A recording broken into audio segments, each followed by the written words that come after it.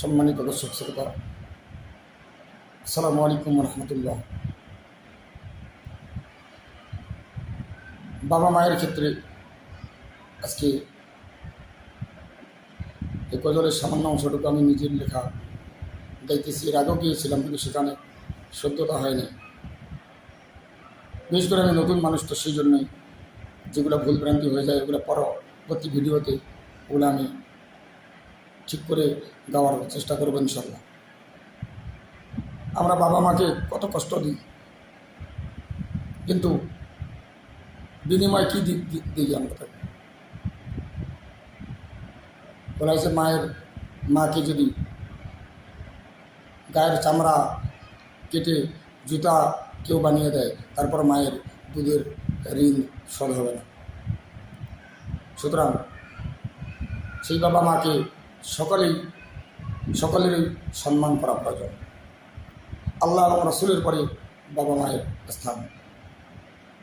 আসুন সম্মানিত দর্শক শ্রোতা, সেইটুকুই যাচ্ছে।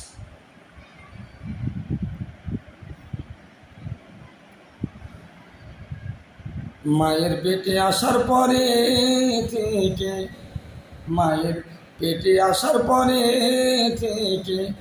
বাবা মাকে কত কষ্ট দিলাম।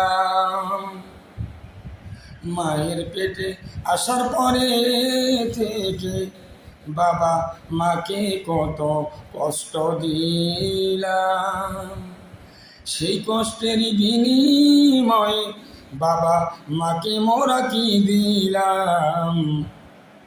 মায়ের পেটে আসার পরে থেকে বাবা মাকে কত কষ্ট দিলাম। সেই কষ্টের বিনিময়ে বাবা মাকে মোরা কি দিলাম। মায়ের পেটে আসার পরে থেকে বাবা মাকে কত কষ্ট দিলাম। সেই কষ্টের বিনিময়ে বাবা মাকে মোরা কি দিলাম। মায়ের পেটে আসার পরে থেকে বাবা মাকে কত কষ্ট দিলাম।